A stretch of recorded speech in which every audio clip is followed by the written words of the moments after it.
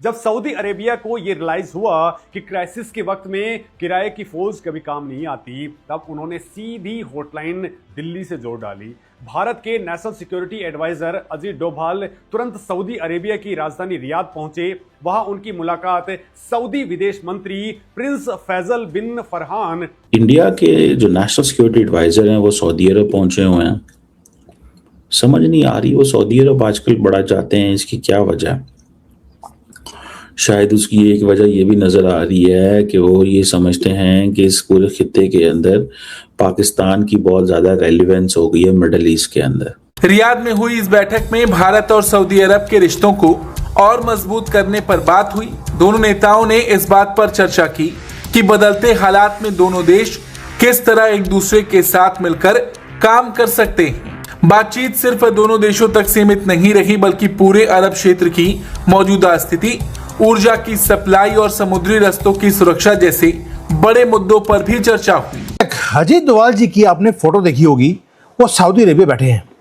उनको भेजा था वहां पे बातचीत करने के लिए, और वहां पे उन्होंने पाकिस्तान की जुबान हमेशा के लिए बंद कर दी, उनकी जीभ भी काट दी है। भारत की अगर हम बात करें खासतौर से, क्योंकि गल्फ नेशंस की अगर बात करें तो ऑयल या फिर एनर्जी के लिए वो जाना जाता है। ऑफ कोर्स अमेरिका का भी इंटरेस्ट पूरे वेस्ट एशिया में ऑयल और एनर्जी सिक्योरिटी को लेकर है। भारत एनर्जी इंपोर्टर रहा है और मेजॉरिटी वो इंपोर्ट करता है, लेकिन भारत के पास रिफाइनरी की जो क्षमता है वो हर प्रकार के क्रूड ऑयल को रिफाइन कर सकता है। तो ऐसे और राजनीतिक मामलों के उप मंत्री डॉक्टर सऊद अल सती के साथ में हुई। दोस्तों, आपको जानकर के हैरानी होगी कि पिछले 3 महीने के भीतर अजीत डोभाल का ये दूसरा सऊदी अरेबिया का दौरा है। अप्रैल में भी डोभाल ने रियाद का आधिकारिक दौरा किया था। ये कोई नॉर्मल डिप्लोमेटिक विजिट या फिर शिष्टाचार बातचीत नहीं है, ये एक बहुत बड़े स्ट्रेटेजिक शिफ्ट का ब्लूप्रिंट था जो मिडिल ईस्ट का भविष्य तय करने वाला है।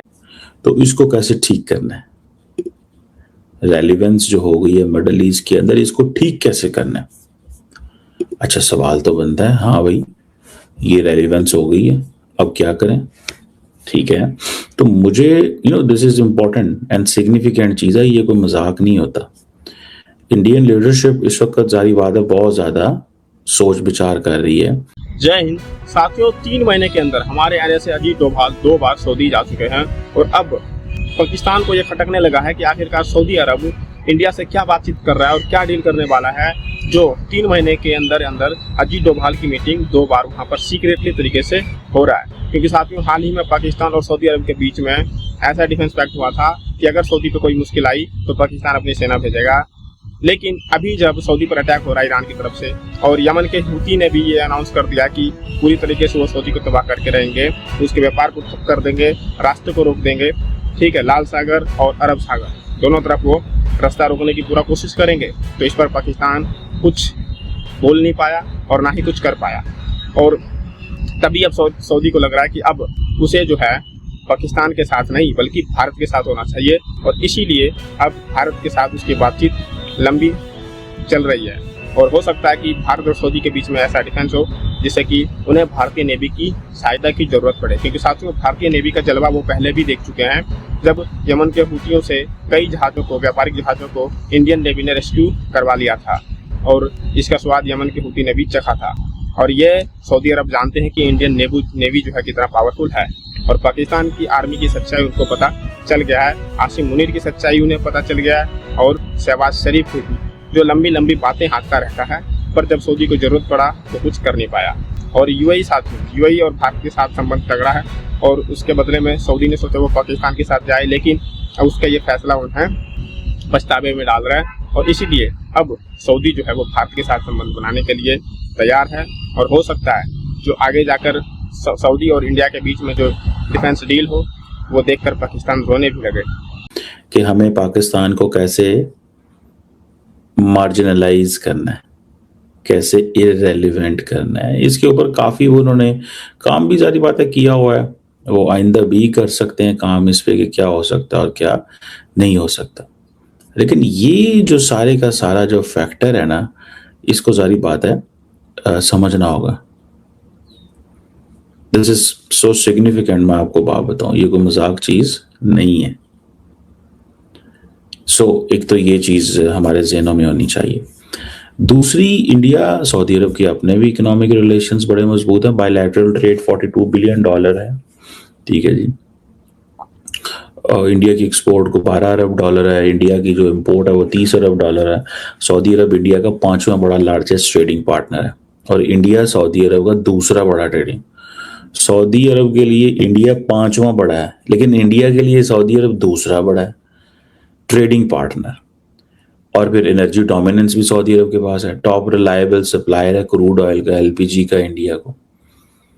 तो ये these are some of the things Indians समझते हैं कि हमें अपनी वो रखनी चाहिए, जो जैसे बोलते हैं ना, एक अपनी पोजीशन रखनी चाहिए कि हमने किधर कैसे क्या करना है, ठीक है। So this is significant. एक तो इस चीज को भी हमें समझना चाहिए और दूसरी हमें इस चीज को भी समझना चाहिए कि कहीं ना कहीं पे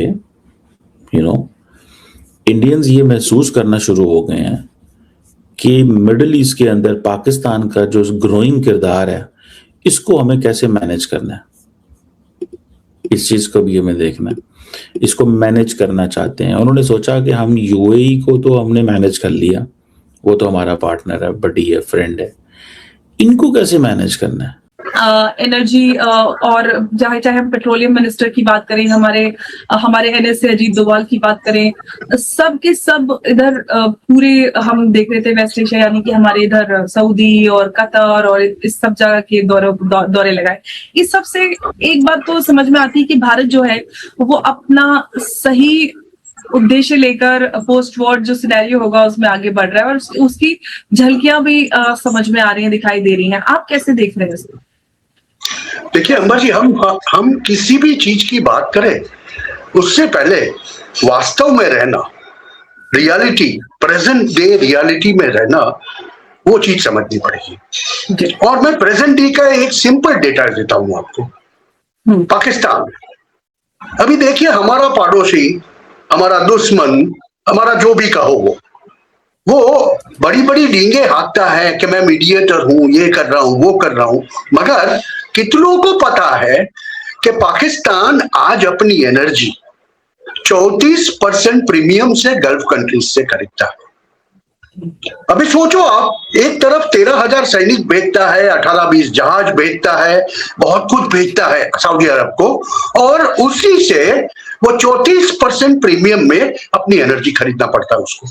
मतलब कि अगर $100 प्रति बैरल का भाव है तो पाकिस्तान को वो 134 में खरीदना पड़ता है, जबकि भारत वो 100 में या 5% डिस्काउंट में लेता है। हम वो दिन गए जब हम अमेरिकी तेल या रूसी तेल $47 प्रति बैरल में लेते थे, वो दिन तो चले गए, युद्ध के दिन है।